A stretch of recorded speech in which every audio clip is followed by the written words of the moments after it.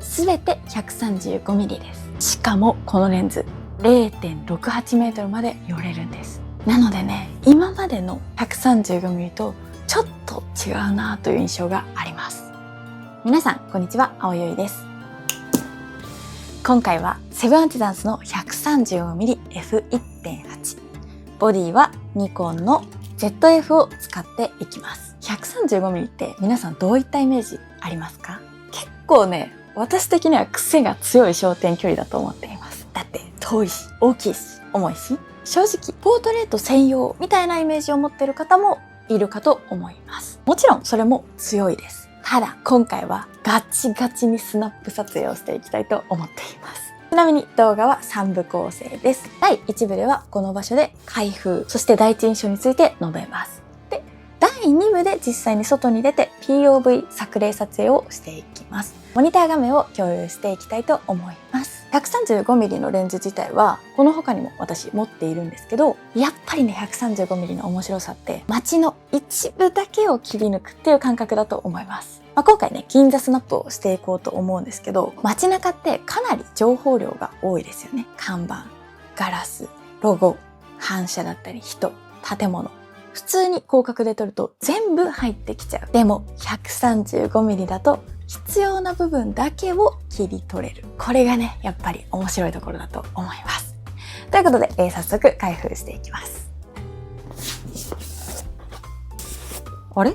なんか135にしては若干軽いような気がします。おー、しっかりめに作られてますね。めちゃめちゃ主張の強いロゴ。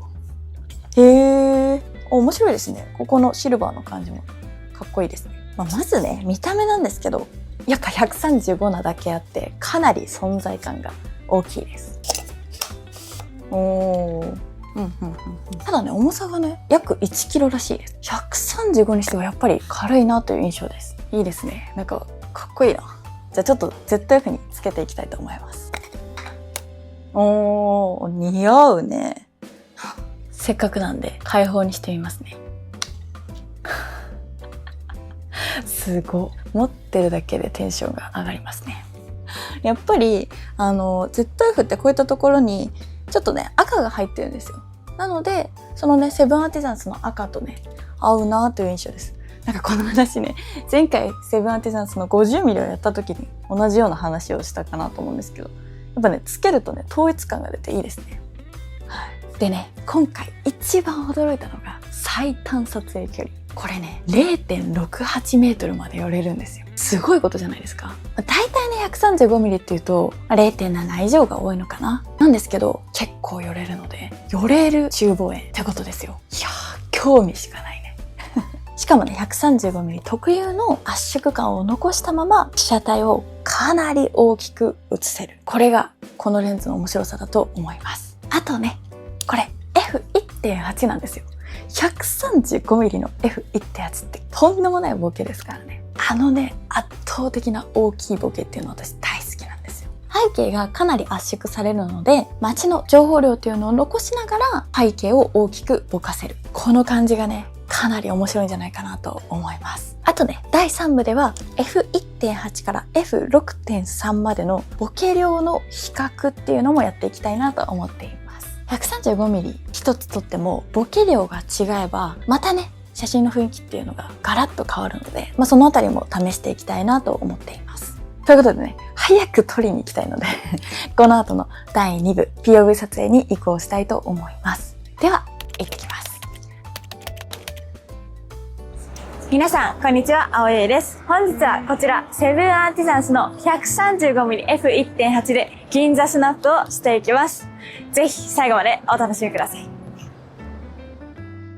本日はストリートスナップを楽しみつつ、構図、カメラの設定解説、F1.8 から 6.3 の玉ボケ比較、135mm の扱い方についてお話ししていきますのでお楽しみください。あの時計台、この距離だったらちょうど良さそう。そうだよね。もうこの距離でも結構寄りますね。まずは構図から。時計台を主役にして左側の成功の看板を副台として入れています。実際にはもう少し離れて見えるんですけど、135mm で撮ることでまるで一つの建物のように見せることができます。設定は F6.3。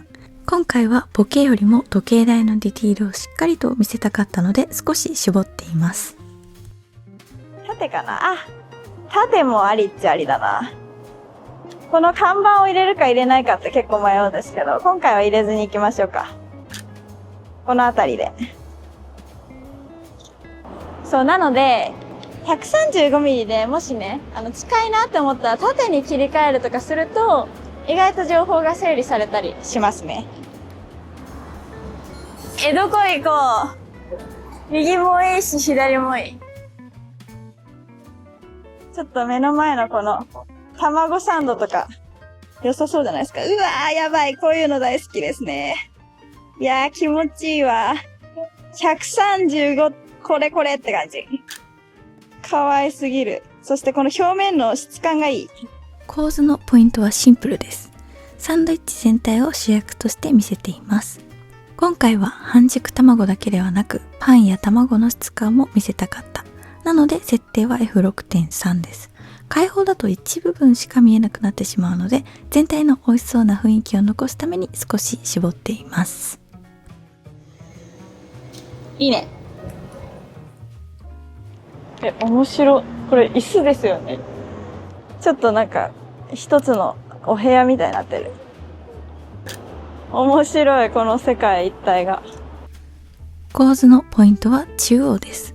中央の人物にまず目が行くように構図を作っています。実はこれ、電車ではなくオブジェなんです。でも 135mm で切り取ると本当に列車の車内みたいに見えますよね。設定は F2.2 です。主役を目立たせるために背景を少し整理しています。いいね。あ、そうそうそう。ここです。絶対可愛い。表面のここ可愛くないですか？うわ、やばい。135、最強。いいね。構図のポイントは文字です。今回はお店全体ではなくて、ブランドのロゴとガラスの反射だけを切り取りました。135mm ってこういう一部分だけを作品化しやすいんですよね。設定は F3.2。背景は少し残しながら主役にしっかりと視線を集めるようにしています。とかね、黄色い車もいいと思うんですよ。これかっこよくないですか？ちょっと下からローアングルで撮りたいかも。いいね。ちょっと絞って撮ったりしたら面白い。結構やっぱ135なので迫力ありますね。可愛すぎる。可愛いかもね。可愛いね。ちょっと線がここだと目立つので、こっち側から撮ろうか。そう、この背景とかこのパステル調の色のやつが可愛いのよね。最高ね。今回のポイントは色です。洋服だけじゃなくて背景の緑色も一緒に使っています。なので今回は背景も作品の一部です。設定は F4.5。少し絞ることで背景の色もしっかりと残しています。135mm ってね、実は開放だけが正解じゃないっていうのがまた面白いポイントだと思います。楽しすぎる。美味しそう。食べたい。お腹空きますね。エビだ。かわいい。ドアップで切り抜いて面白そう。あ、そう、こういうの好きなんだよね。あえて端を入れない感じが好きです。端っこを入れないことでなんかちょっと絵っぽい印象になるのが好きなんですよね。面白い。めちゃめちゃ面白い。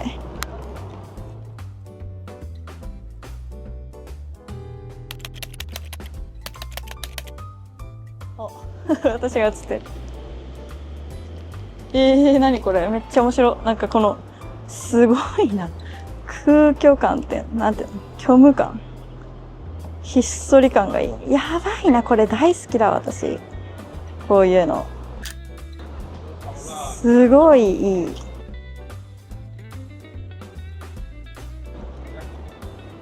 まあ、横も撮っときましょう。いいな、なんだ、この独特な世界観。この2枚は同じ場所です。まずは縦構図。縦のポイントは路地の狭さです。左右の壁をしっかり入れることで挟まれているような感覚を強調しています。なので奥の被写体というよりは路地そのものが主役となっています。一方でこちらは横構図。実は見せたいものが違います。今回は奥の被写体を主役にしたかったので手前の壁を大きくぼかしています。そうすることで自然と奥の被写体に目が行くんですよね。同じ場所なんですがかなり印象が変わるのが面白いと思います。縦は路地の狭さ、横は奥の被写体。何を見せたいかによって構図も変わってきます。面白奥が抜けてる感じがいい。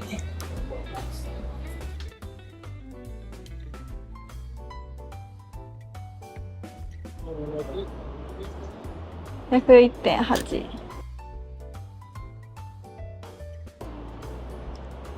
F2 がこれくらい。2.8 でいきましょうか、次。次 3.5 で。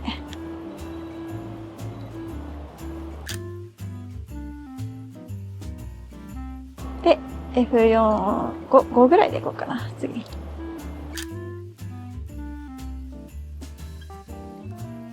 じゃあ、6.3 で終わりにしましょうか。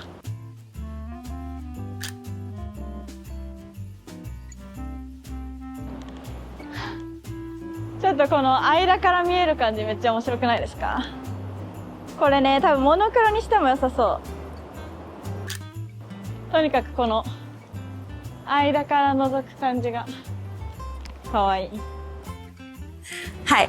135mm はやっぱりね、非日常感が出るので、撮っててめちゃくちゃ楽しいですし、なんか面白いことが常にやりたくなるレンズだなと思いました。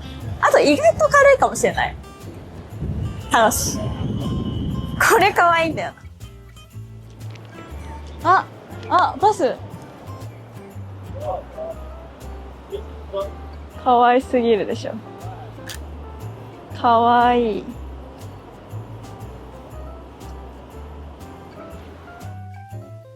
ここも面白いね。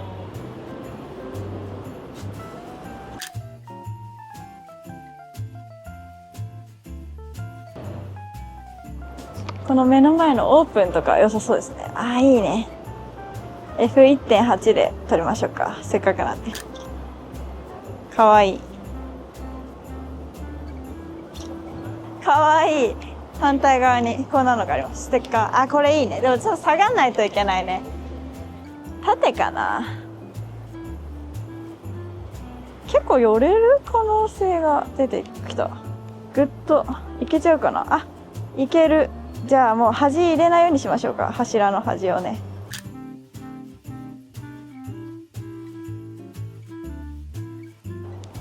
いや、どこ撮っても可愛いな、これ。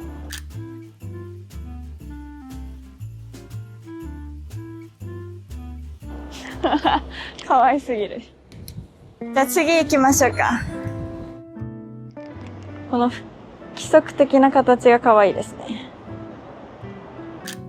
構図のポイントは規則性です。同じ形のショーケースが並ぶことでリズム感が生まれています。今回は時計そのものというよりはこの整った並び自体を主役にしました。かわいい。次行きましょう。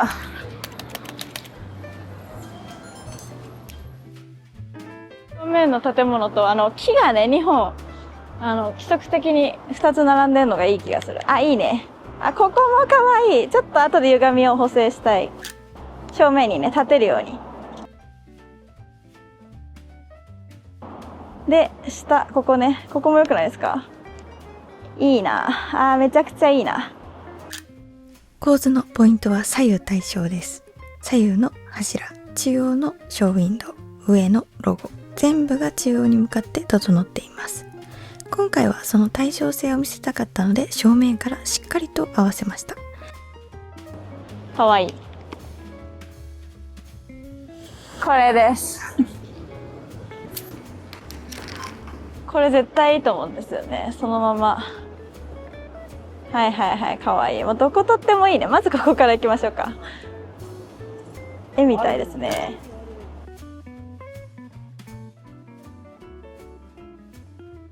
でも面白いし、こっちでもいいかも。めちゃめちゃ可愛いです。バッグにピント当てましょうか。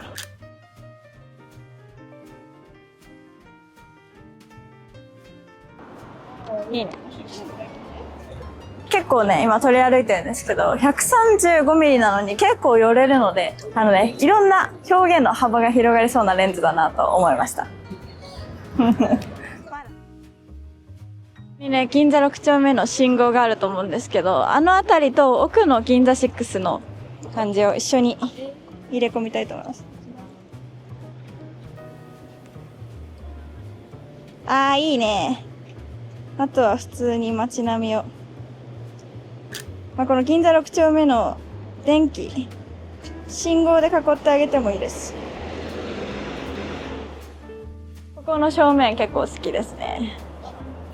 よいよいよいよい。整理されるからいいよね、135ミリは。情報が整理されるので。そうそうそうそう。いいんじゃない？すごく。これだ。かわいいな。135なんでね、入るのはギリギリなので、全部は入らない中で何をするかっていうのが面白いですね。せっかく 1.8 あるので、開放にして、文字だけを主役にしようと思います。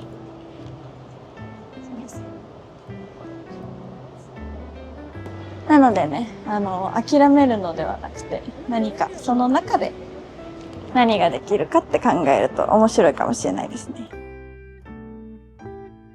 あ、このストリート感もいいですね。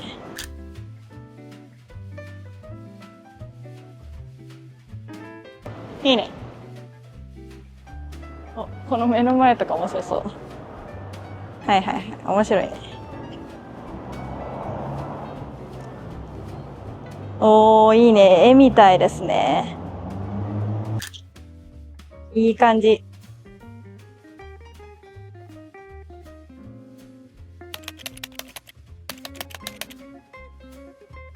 オープンの看板と奥の緑がね、絶対可愛い。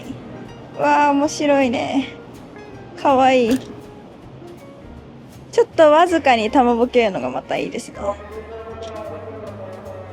この緑が映えますね、すごく。あー、いいかも、いいかも。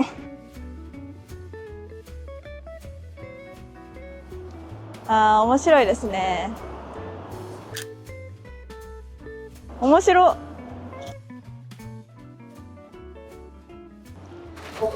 面白い。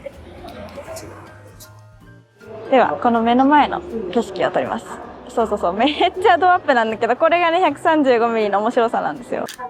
超おもろいな。はいはいはいはいはい。いいねいいね。面白い。行きましょう。なんか面白いですね。ちょっとボケ感試したいかな。あ、すごいね。1.8 のボケ。柔らかい。音動かすのも早いんじゃないですか？結構ね。いいね。うん、このオブジェとかもいいんじゃない？あ、玉ぼけてますね。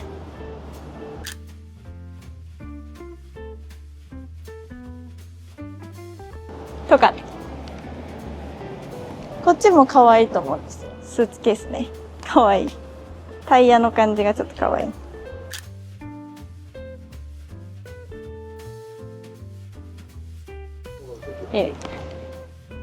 信号を待ってる間に街並みを撮ります。135の圧縮感を聞かせて。今日ちょっと曇ってるんですけど、それがまた面白いというか。いいね。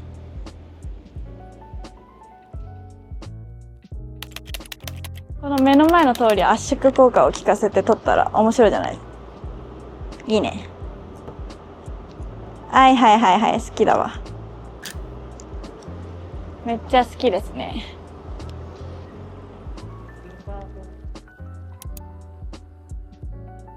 タイルが上までずらっと並んでるので、そのあたりを撮って面白そう。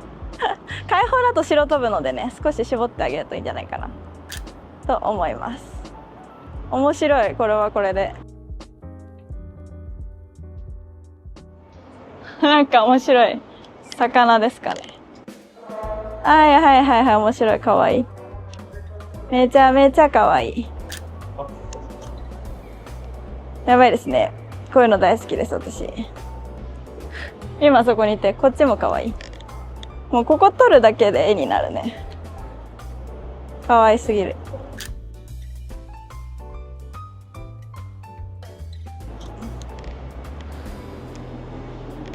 もうこれだけで成立しちゃう。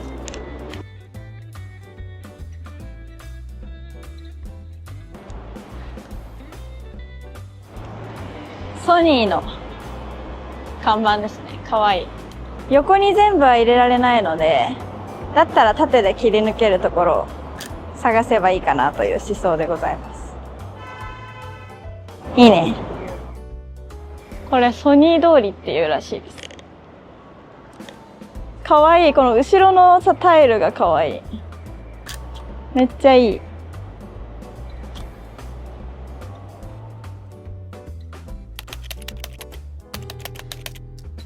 作例撮影いかがでしたでしょうか。ちょっと想像を上回る楽しさがありましたね。まず今回かなり感じたのが圧縮感ですね。135mm なので遠くの背景がかなり近く見えます。なので街の密度っていうのがかなり強く出る。特にね、銀座みたいな情報量が多い場所だとめちゃくちゃ楽しかったです。あとね、今回ね、かなり多く撮ってたのが被写体の一部だけを切り抜く。あえて被写体の端を見せないっていう撮り方。これ面白くないですか？私ね、こういったね、ちょっとアートチックな写真好きなんですよ。例えばこれとか。普通だったら全体を撮りたくなるシーンだと思うんですけど、あえて一部だけを切り抜く。135mm だとそういった特定の部分だけ切り取るということが可能になります。これによってね、かなり情報量を整理できます。今回ね、この感覚がやっぱりすごく面白かったです。あとね、F1.8 のボケ。これがかなり強いです。ということでね、ちょっと F1.8 からスタートしてボケの比較をしていきます。まず F1.8。かなり玉ボケ大きいです。F2.8 になるとね、少しだけ情報量が減るので、玉ボケもやんわりとします。F4 だとこんな感じ。F6.3 はこれくらい。いかがでしょうか？すべて比較してみると結構違いが出てきますよね。なのでね、F1.8 というね、すごく大きなボケを持っているんですけど、あえて絞ってみるっていうね、楽しさも味わえるんじゃないかなと思ったりします。あとね、やっぱり 0.68 メートルまで寄れる。これがかなり面白い。従来の 135mm ってここまで寄れるってことなかなかないと思うんですよ。でも、このレンズはかなり寄れます。しかも圧縮感を残したまま寄れる。これがかなり独特だなと思いました。今回ね、スナップが中心で撮影してきたわけなんですけど、もちろんポートレートも十分撮れますし、むしろね、ポートレートで使う方が多いんじゃないかなと思う中ではあるんですけど、私としてはね、やっぱスナップで使うと中望遠鏡っていうのはぐっと作品寄りの写真に仕上がるのでおすすめです。スナップ撮影こそ中望遠鏡で撮ると楽しいなと思います。ではまとめとさせていただきます。135mm って、その焦点距離だけ聞くと遠くを撮るもの、遠くを撮るレンズっていう印象があると思います。ただね、私的には街の一部だけを切り抜く、そんな面白さが味わえるレンズだと思います。すごく楽しかったですし、やっぱり 135mm という特殊な焦点距離がゆえに面白い被写体を探しに行きたくなるんですよ、自然と。その結果、ちょっとアートな印象の写真だったりっていうのが撮れたりして面白いなと思います。ということで、今回はセブンアーチスタンスの 135mm F1.8 のレンズを使って作例をお届けしました。ちなみになんですけど、私ね、青い彗星というコミュニティをやってますので、このレンズについて聞きたいという方だったりとか、135mm の扱い方についてもっと聞きたい、詳しく知りたいっていう方はね、そちらで聞いていただくことも可能です。はい。最後まで動画をご覧いただきありがとうございます。チャンネル登録お願いします。では、また次の動画でお会いしましょう。